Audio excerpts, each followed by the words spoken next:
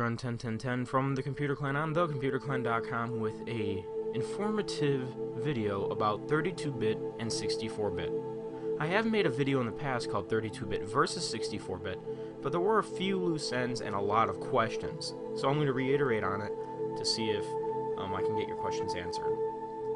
So first of all, what's so great about 64-bit? Well, one of the main things is RAM support. 32-bit can support 3.25 gigabytes. It's not 4 gigabytes like what some people think, because that's overall system memory. So that includes VRAM and everything else. But this is just random access memory itself, so that's restricted to 3.25 gigabytes.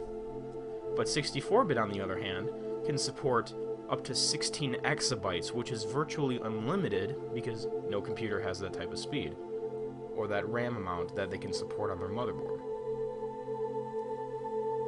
In terms of speed, RAM is obviously faster than a conventional hard disk.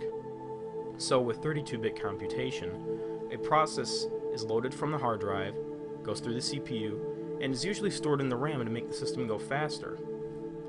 But 32-bit cannot hold as many processes in the RAM, so this process of being taken from the disk, processed, and going into the RAM is repeated and creates slow speeds, makes the system go slower. So the system needs to go back to the disk to perform the operations, and that's what creates the whole system to have a slow speed, basically.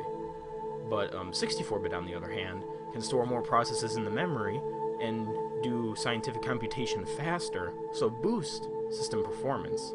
It can also, like mentioned earlier, support more RAM, so that's another thing that can help it store more processes in the memory instead of having to go back to the slower hard disk. So that's another thing that really makes 64-bit really fast.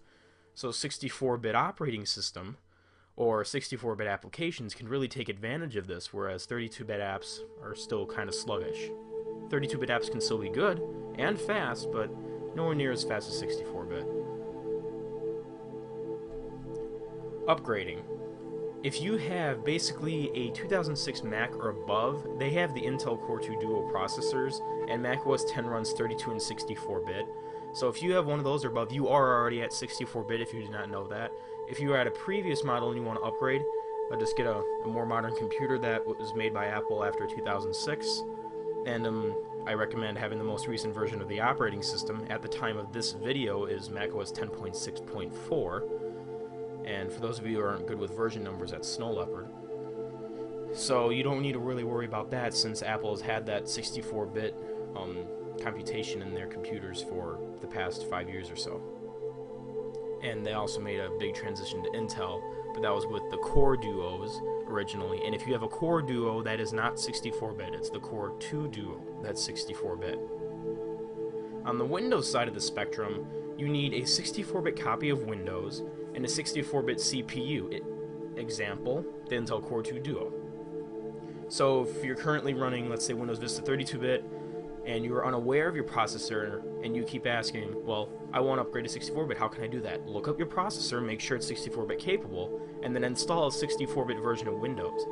If you're using Vista, that might be a bit of a problem, because I believe they ship 32 and 64-bit separately, but now in Windows 7 they ship both disks.